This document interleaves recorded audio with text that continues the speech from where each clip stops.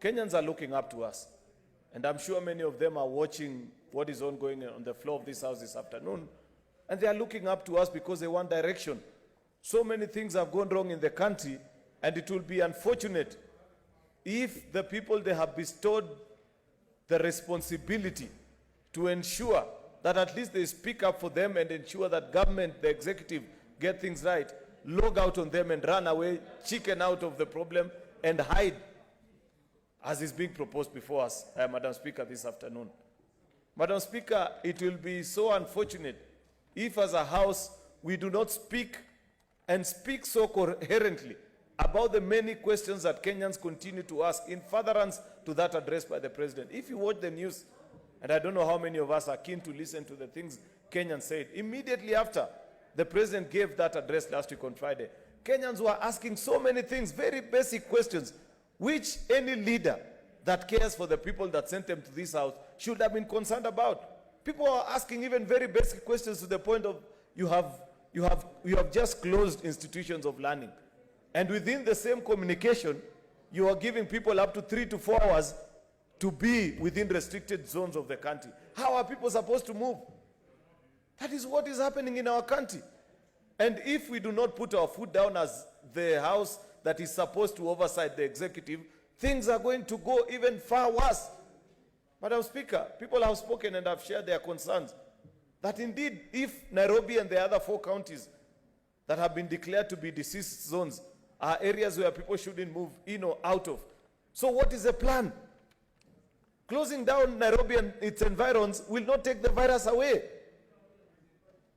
And Kenyans don't have any other avenue to ask these government questions about the plans they have apart from this house, Madam Speaker.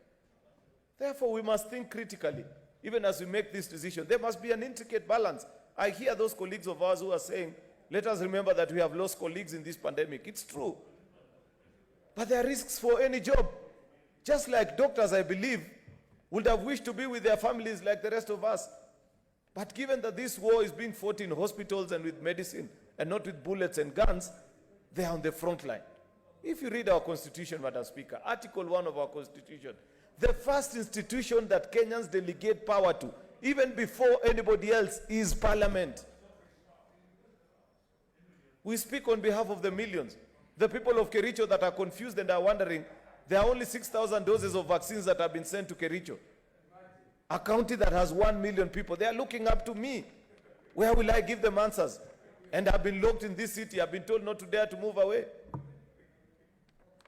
Therefore, we must balance, Madam Speaker, and think critically.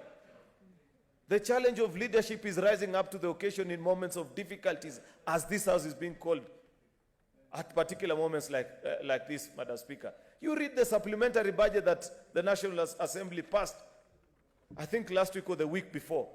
8 billion shillings is being pumped down. This thing that is called Nairobi Expressway. Who is this that is in such a hurry that even in times of pandemic, when we should be saving every coin to import vaccines, we are buying steel and cement? Who is in charge of this country, Madam Speaker? I'd wish to meet that person. I want to see them.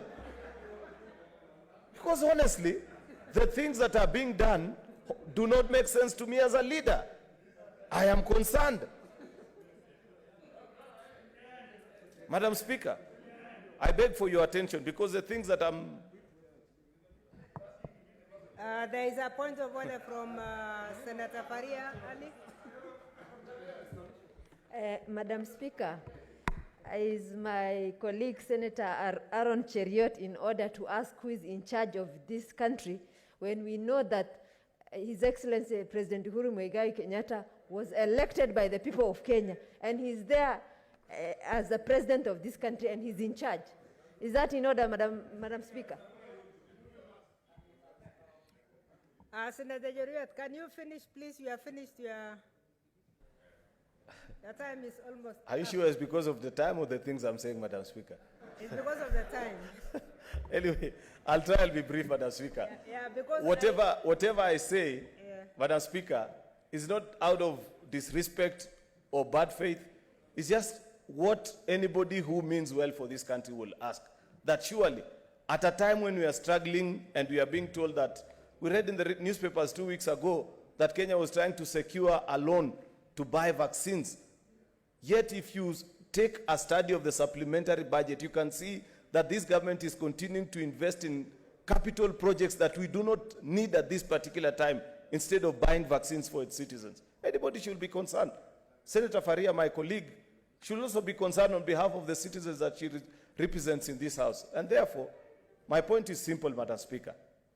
Can we be given a plan? I heard Senator Pogisio, leader of majority, remind us that in any case, it is only 2 sittings that we are sacrificing.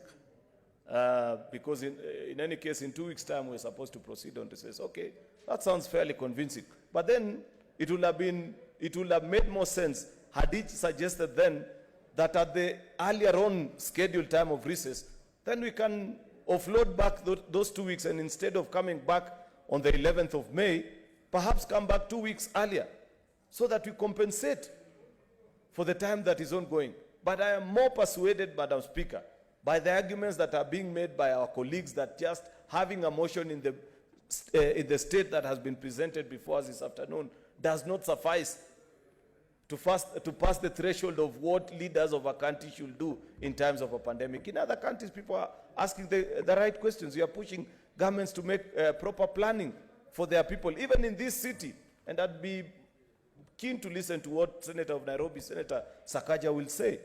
Because, and the senators that come from the rest of the 4 counties that have been locked down here, what are the plans for people who've been denied source of livelihoods, like Senator Moses Wetangula so ably captured it? What is this hurry with the NMS planting cabro everywhere? Instead of putting a stop and saying, how do we ensure that at least we feed the people in the informal settlements who, by closure of bars and all these people who draw out the living from hotels and all these places that we have denied operations, to ensure that we give them some form of cushion and comfort as a leader, as leaders of this country, Madam Speaker. Therefore, it's a humble plea that I know you have consulted, Madam Speaker, and I could understand the agony of Senator for Narok, Madam Speaker, because on one hand, he's being assured that an amendment will come.